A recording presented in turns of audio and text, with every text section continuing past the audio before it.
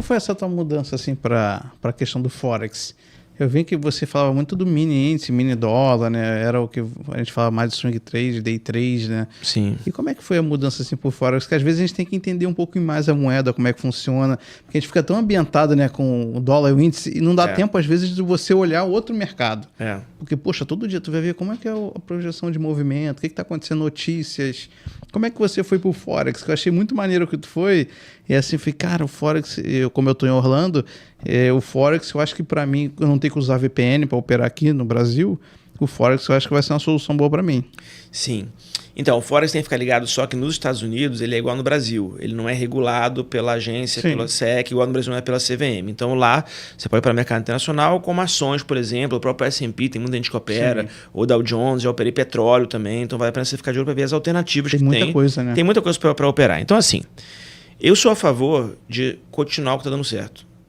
Índice dólar, vamos supor que eu estivesse superando isso. No meu caso específico, como eu atuava como analista, eu não poderia operar índice dólar. Pela legislação brasileira, você não pode operar o que você está recomendando. Verdade.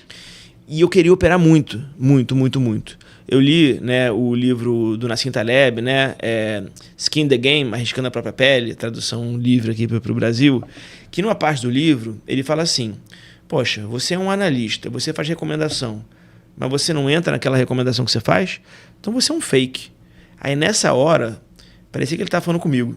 Caramba, que forte, né, cara? É forte, mas é verdade. Foi lá no coração, na alma. Mas é verdade, é verdade. Eu falei, cara, ele tá falando comigo. Tipo, Nassim Taleb, tava comigo? Tá falando comigo? É comigo. Tava numa viagem, final de semana com a família. Aí eles estavam na piscina, eu tava lá lendo. Eu falei, cara, eu lembro como se fosse, é comigo. E naquele dia eu falei, cara, mas eu não posso operar agora porque eu tô sendo analista. Eu tenho que operar alguma coisa. E aí eu falei, bom, vou ver o mercado internacional. E aí comecei a operar o Forex, comecei a me especializar, comecei a estudar, comecei a ver todas as pessoas que operavam lá fora, como é que eram as técnicas, quais eram os ativos que eu ia operar. E aí eu descobri que você aqui no Brasil, quando você opera day trade, por exemplo, você pode operar ações, pode operar índice dólar ou commodities. Só que depois de um tempo que você opera, você passa a operar maior. Operar ações aqui no Brasil maior, mas bem pesado, grande, né? Pesado, não dá. É pague para entrar e reze para sair. Não tem liquidez às vezes. Não tem liquidez. Então você paga, se você sai perdendo com stop loss, né, você perde muito mais dinheiro. Então eu parei de operação. Eu nunca gostei de operação, cara. Mas eu tentei, para fugir um pouco do índice dólar. Fugir um pouco da maluquice do índice dólar. Beleza, você vai operar índice dólar. Índice dólar no Brasil, o volume, comparando com os anos anteriores, é bem mais alto. Sim. Agora, comparando com o mercado internacional, não tem comparação. Para a gente poder ter uma ideia, aqui no Brasil, a gente movimenta na nossa bolsa inteira hoje em dia, em torno de 25 bilhões de reais. Mais ou menos. Ao dia. O mercado de moedas, só de moedas, de Forex, eu não estou falando de outros ativos, de commodities, de ações, só de moedas. A gente movimenta por dia 7 tri de dólares. Então, 7 tri de dólares seriam mais ou menos 35 tri de reais contra 35 bi de reais que é a nossa bolsa. Não dá nem para começar a fazer essa conta. Então, poxa, é um outro mercado. Aí você fica só no índice no dólar. E o índice dólar muitas vezes não se movimenta. Contra você ter pelo menos 5 moedas que são as majors, que andam muito, sem contar outras, são as minors, moedas com menos liquidez, mas que também são boas, comparando com o índice dólar não tem comparação, que são muito melhores. Sim. Sem contar que tem S&P, tem Dow Jones, tem o índice da Alemanha, que é o GER, tem o índice da Itália, que é o ITA, tem o índice da França, que é o FRA, tem o índice do Japão, que é o HK, tem Hong Kong, desculpa, tem o índice, tem petróleo, tem Bitcoin, que dá para fazer day trade. Dá para fazer day trade. Tem as ações norte-americanas, opera Tesla, opera Apple. Tesla é um pouco caro, né? Opera Apple, opera ações pequenas, mas ações pequenas também. Não estou falando só de operações longas, ações pequenas, que são baratas e que a técnica é muito melhor. Tem muita liquidez, o volume é muito maior do que aqui no Brasil. Então você passa de 2 ativos para pelo menos 20 ativos. Então, assim, e em dólar.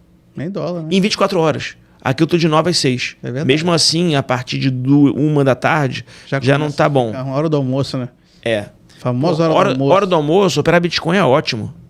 Então eu já posso operar Bit, por exemplo. Apesar que tem Bit no Brasil agora. Então hora do almoço, operar Bitcoin é ótimo. De manhã, antes do mercado abrir, 5 horas da manhã, até umas 8, operar Europa é muito bom. Você já sabe mais ou menos o horário bom para isso? Operar de 4 da manhã às 8 da manhã, operar Europa é ótimo. À noite, que a nossa bolsa está fechada, obviamente, e as pessoas estão vendo novela ou fazendo qualquer coisa, tipo de 9, de 10 até meia-noite, 1, 2, opera Ásia.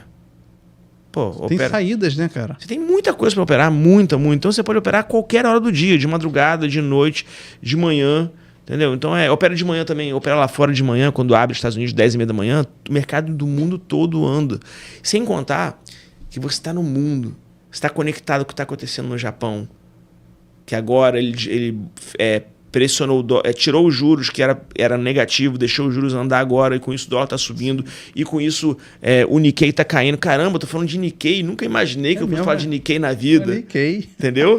É isso, entendeu? Você fala de iene, né, que é a moeda japonesa, o índice Nikkei, né, a moeda japonesa iene. Aí você começa a falar, caramba, franco suíço. Aí meu filho viu falando franco suíço, né, e falou, pô, pai, nunca fui para a Suíça, vamos combinar de fazer um tour na Suíça. Então, assim, você começa a abrir o horizonte, leque, né, e você não fica assim no índice no dólar. Cara, isso que tu falou é incrível, cara, porque às vezes a gente fica tão compenetrado naquilo e a gente fica receoso de ir para um outro mercado. E agora, assim, o Forex, eu tava querendo aprender mais sobre isso, eu vou até conversar com você sobre isso depois, porque, assim, para mim é um leque de opção, até por causa de horário. Total. Porque se você falou que, às vezes, dependendo do horário, tem um mercado específico que vai ter mais movimento, e, assim, a liquidez aqui na Bolsa, geralmente de manhã tem bastante movimento, né? Na hora do almoço para, e de tarde, às vezes, só anda com notícia. E aqui no Brasil, as notícias, quando pega pesado. Né? Então, assim, toda hora tem uma novidade negativa.